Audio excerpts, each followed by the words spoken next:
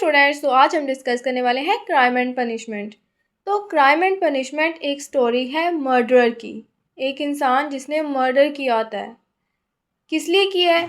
क्योंकि वो सोचता है कि वो सोसाइटी को बेटर बनाना चाहता है, इसलिए। लेकिन उसका अपना माइंड ही उसे जीने नहीं देता। इसके बाद वो सोचता है कि मैंने मर्डर तो कमिट किया है, लेकिन इसकी मुझे ना पनिशमेंट मिलनी चाहिए। जैसे टाइटल को देखें, क्राइम एंड पनिशमेंट। तो यहाँ पर जो क्राइम है ना, वो रस्कोल्निकोव के मर्डर को रेफ़र करता है।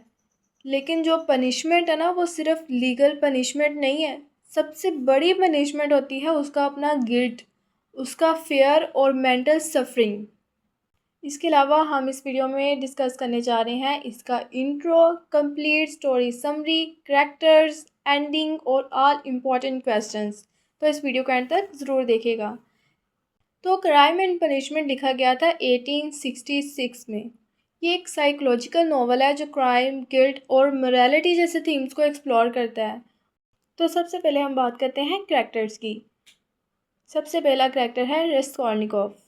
ये नॉवल का मेन हीरो है। वो इंटेलिजेंट है, लेकिन बहुत पुअर और मेंटली डिस्टर्ब्ड भी है। और मर्डर के बाद गिल्ट उसे मेंटली डिस्ट्रॉय कर देता है। और दूसरा कैरेक्टर है मार्मेलाडोव। जो मार्मेलाडोव है ना, वो यानी कि जो सोनिया है, वो एक और रिलीजियस गर्ल है जो डिफ़िकल्ट लाइफ के बावजूद ह्यूमैनिटी और काइंडनेस को नहीं छोड़ती। वो रस्कोल्निकोव की स्पिरिचुअल गाइड बन जाती है और उसे कन्फेशन की तरफ लेकर जाती है। और नेक्स्ट कैरेक्टर है पोर्फिरी का। जो पोर्फिरी है ना, वो एक क्लेवर डिटेक्टिव है और डायरेक्टली एविडेंस यूज़ करने के बजाय उसे साइकोलॉजिकली ट्रिक्स यूज़ करता है। उसे स्लोली डाउट हो जाता है कि जो मर्डर है ना, वो रस्कोल्निकोव ही है। और जो दुनिया है ना, वो रस्कोल्निकोव की सिस्टर है और वो स्ट्रॉन्ग, केयरिंग और लॉयल कैरेक्टर है जो अपनी फैमिली के लिए सेक्रीफाइस भी करती है। और नेक्स्ट कैरेक्टर है रुस्मी का। जो रजुमी है ना, वो रस्कोल्निकोव का बेस्ट फ्रेंड है। वो लॉयल है और सपोर्टिव है और डिफ़िकल्ट टाइम में रस्कोल्निकोव का साथ भी देता है। और लास्ट इंपॉर्टेंट कैरेक्टर है स्विद्री का। जो स्विद्री है ना, ये मिस्टीरियस और मॉरली करप्ट मैन है जो दुनिया में इंटरेस्ट लेता है। और इसी कैरेक्टर के थ्रू जो डिस्टर्बस्की है ना, उसने सेल्फिश डिज़ायर्स और मॉरल करप्शन को भी शो किया है। तो अब हम स्टार्ट करते हैं इसकी समरी को। तो स्टोरी ऐसे स्टार्ट होती है कि रस्कोल्निकोव जो एक यंग स्टूडेंट है, वो पीटर्सबर्ग में बहुत बुरी पॉवर्टी में रह रहा होता है। उसके पास पैसे, खाने पीने के लिए कोई पैसे नहीं होते और वो एक छोटे से डार्क रूम में अकेला रहता है और सोसाइटी से कट ऑफ हो चुका होता है। पॉवर्टी, लॉनलीनेस और ओवर थिंकिंग उसके माइंड को स्लोली डिस्टर्ब कर देते हैं और वो हर वक्त क्या सोचता रहता है, वो हर वक्त सोचता रहता है कि सोसाइटी, जस्टिस और ह्यूमन वैल्यू के बारे में। और इसी दौरान ना उसके माइंड में एक डेंजरस थ्योरी डेवलप होती है। जो रस्कोल्निकोव है ना, वो बिलीव करता है कि दुनिया में दो टाइप्स के लोग होते हैं। पहले वो होते हैं जो ऑर्डिनरी पीपल होते हैं, जो सिर्फ रूल्स वगैरह सब रूल्स को फॉलो करते हैं। और दूसरे कौन से होते हैं? एक्स्ट्रा ऑर्डिनरी पीपल, जो सोसाइटी को चेंज करने के लिए लॉज ब्रेक करते हैं। वो कहता है कि पहले वो लोग हैं जो रूल्स फॉलो करते हैं और दूसरे वो जो रूल्स को तोड़ते हैं सोसाइटी को चेंज करने के लिए। और वो नेपोलियन जैसे हिस्टोरिकल फिगर्स को एग्जाम्पल के तौर पर इस्तेमाल करता है। वो कहता है कि जो एक ग्रेट पर्सन है ना, वो किसी हायर पर्पस के लिए क्राइम करे तो वो जस्टिफाइड हो सकता है। अब यहाँ से उसकी थिंकिंग और डार्क हो जाती है। जो रस्कोल्निकोव है ना, उसकी मुलाकात एक ओल्ड पाउंड ब्रोकर से होती है, एलोएना। जो एलोएना है ना, वो होती है जो पुअर लोगों को फ़ायदा उठाती है। पुअर लोगों का फ़ायदा उठाती है ये। वो उनकी चीज़ें बहुत कम पैसे में लेती है और सेल्फिश और ग्रीडी वूमन है। और रस्कोल्निकोव अपने माइंड में ये जस्टिफाई करना स्टार्ट कर देता है कि अगर वो इस वूमन को मार देना तो उसके पैसे उस यूज़ करके वो बहुत लोगों की हेल्प कर सकता है। लेकिन एक्चुअली वो सिर्फ पैसे के लिए मर्डर नहीं करता। वो ये टेस्ट करना चाहता है कि क्या वो भी एक्स्ट्रा ऑर्डिनरी मैन है या नहीं। वो बहुत केयरफुली मर्डर के प्लान करता है, टाइम चूज़ करता है, वेपन अरेंज करता है और मेंटली खुद को प्रिपेयर करता है। फिर एक दिन वो एक्स लेकर ना एलोना के अपार्टमेंट में जाता है। जब एलोना अकेली होती है तो सडनली उस पर अटैक करता है और उसे ब्रूटली मर्डर कर देता है। किसे मर्डर करता है? एक्स से मर्डर करता है। लेकिन उसके बाद अनएक्सपेक्टेड चीज़ें होती हैं। एलोअना की इनोसेंट सिस्टर जो है ना, लिजावेटा, वो अचानक रूम में आ जाती है। वो कम्प्लीटली हार्मलेस होती है और उसे कुछ समझ भी नहीं आ रहा होता। फियर और पैनिक में वो रिस्कॉनिकव उसे भी किल कर देता है, उसे भी मार देता है। अब ये जो सेकंड मर्डर होता है ना, बहुत ही शॉकिंग होता है, बिकॉज जो लिजावेटा है वो इनोसेंट थी, उसने कुछ नहीं किया था। और अब रेस्कॉनिकव वहाँ से भाग जाता है। लेकिन असल पनिशमेंट अब स्टार्ट होती है कि उसका माइंड ना, उसको कम्प्लीटली डिस्टर्ब हो चुका होता है उसका माइंड। उसे लगता है कि हर इंसान उस पर डाउट कर रहा है। हर नॉक उसे पुलिस लगती है, कि जो भी दरवाजे पर नॉक करता है उसे लगता है ये पुलिस ही है। और हर आवाज़ उसे डरा देती है। वो फीवर, एंजाइटी और मेंटल ब्रेकडाउन का शिकार हो जाता है। और यहाँ डिस्टोवेस्की ये शो करता है कि क्राइम करना आसान हो सकता है, लेकिन जो गिल्ट है ना, वो आसान चीज़ नहीं है। तो अब रेस्कॉनिकव की लाइफ कम्प्लीटली चेंज हो जाती है। वो जो मनी होती है ना, जो उसने वहाँ से चुराई होती है, उससे वो वैल्यूएबल्स चीज़ें खरीदता है, उन्हें प्रॉपर्ली यूज़ भी नहीं करता, वो सब चीज़ें छुपा देता है। तो इससे क्लियर होता है कि उसके माइंड में पर्पस सिर्फ मनी नहीं था, वो अपनी थ्योरी को प्रूव करना चाहता था। लेकिन अब उसका जो गिल्ट है ना, वो उसकी मेंटल हेल्थ को डिस्ट्रॉय कर देता है।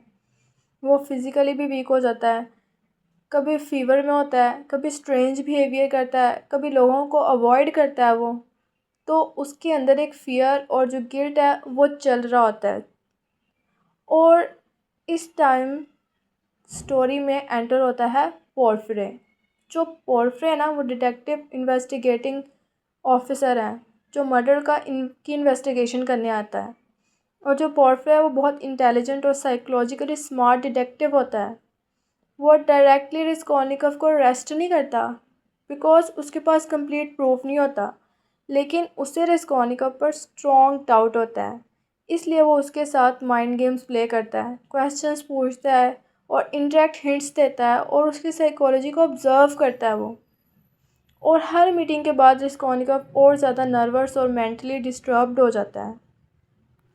तो इसी डार्कनेस के बीच में सोनिया आती है होप बन के। वो होप का सिंबल है कि सोनिया खुद भी बहुत सफरिंग फेस करती है, वो अपनी पुअर फैमिली को सपोर्ट करने के लिए सेक्रीफाइस करती है, लेकिन डिफ़िकल्ट लाइफ के बावजूद वो काइंड और रिलीजियस रहती है।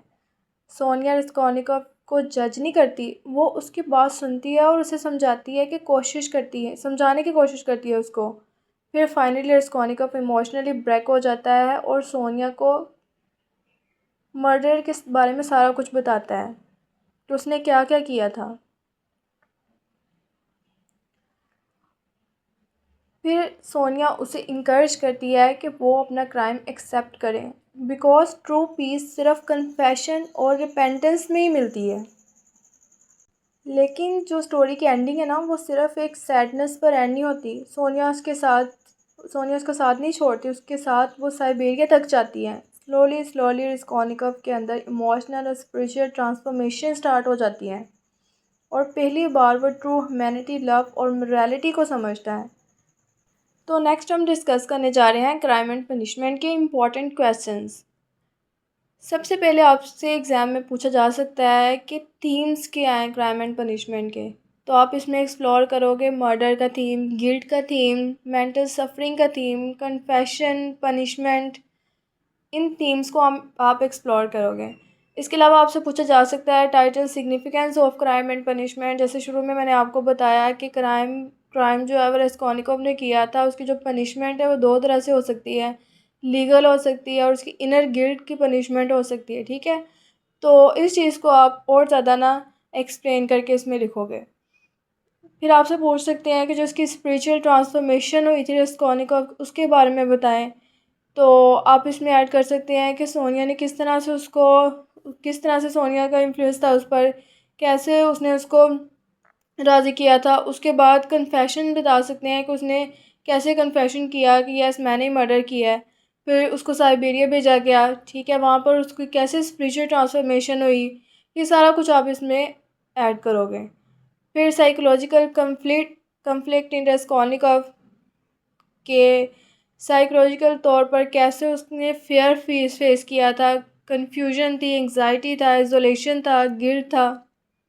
फिर आपसे कैरेक्टर्स के बारे में पूछा जा सकता है कि नोट लिखें पोर्ट्रे पर और रेस्कोनिकॉव पर। ठीक है, कैरेक्टर्स को आपने अच्छी तरह से रेडी करना है, अच्छी तरह से उसको समझना है, उसके बारे में आपने पैराग्राफ्स लेकर रख लेने हैं कि आप उसको एग्ज़ाम में यूज़ कर सको। उसके बाद कैसे रेस्कोनिकॉव ने मर्डर कमिट किया था, ठीक है, और एंडिंग कैसे इम्पोर्टेंट है। एनीवेज, मुझे लगता है ये वीडियो बहुत लॉन्ग हो रही है, इसलिए अगर आप चाहते हैं कि मैं इन सब क्वेश्चंस पर दोबारा डिटेल में वीडियो बनाऊं तो आप मुझे कमेंट्स करिएगा, मैं ज़रूर इस पर दोबारा वीडियो बनाऊंगी। लेकिन अभी के लिए अगर आपको वीडियो पसंद आई हो तो लाइक, शेयर और सब्सक्राइब करना मत भूलिएगा। आपका एक सब्सक्राइब मेरे लिए मैटर करता है। इसके अलावा आपको क्राइम एंड पनिशमेंट और इंग्लिश लिटरेचर के किसी भी सब्जेक्ट से रिलेटेड नोट्स चाहिए हो तो आप मुझसे कॉन्टैक्ट कर सकते हैं व्हाट्सएप के थ्रू, और मेरा नंबर डिस्क्रिप्शन बॉक्स में लिखा होगा।